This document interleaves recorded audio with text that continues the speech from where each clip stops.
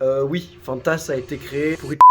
Je t'explique. Alors, premièrement, Coca-Cola était un des plus gros sponsors des Jeux Olympiques sous l'Allemagne nazie de 1936. Deuxièmement, il y a eu un communiqué de presse en Allemagne nazie que Coca-Cola assurait qu'il n'y avait rien de juif dans tout ce que était Coca. Et quand il a décidé d'envahir la Tchécoslovaquie, eh bien, tout simplement, une petite campagne de Coca-Cola avec les soldats allemands posant fièrement avec une bouteille de Coca. Donc, jusqu'à ce moment-là, pas de souci avec Coca. Mais l'Allemagne a décidé de changer de politique au niveau de ses entreprises, leur demandant de devenir autonome, de se servir chez les locaux. Décision pas anodine, Coca-Cola a très certainement senti le vent tourner, et donc un rebranding s'impose, d'autant plus qu'on a une justification. On se retrouve donc avec le directeur Coca-Cola Allemagne à la tête de Fanta, le nouveau soda Nazi approved, et évidemment il faut arrêter après la guerre pour collaboration, mais acquitté quand il a rendu les recettes réalisées avec Fanta au QG de Coca-Cola, qui eux évidemment certifient qu'ils n'étaient pas au courant de ce que faisait leur directeur Allemagne. Après la guerre finie, Coca-Cola reprennent Fanta et le rebrandent sous le côté orangeade. Quand on ne peut pas réécrire l'histoire, le branding est bien utile. Je t'ai laissé un petit fun fact dans la description concernant Coca-Cola et Staline. Donc si tu veux en apprendre plus sur les influences que tu subis pour pouvoir t'en libérer, abonne-toi à ce compte. En attendant, à la prochaine.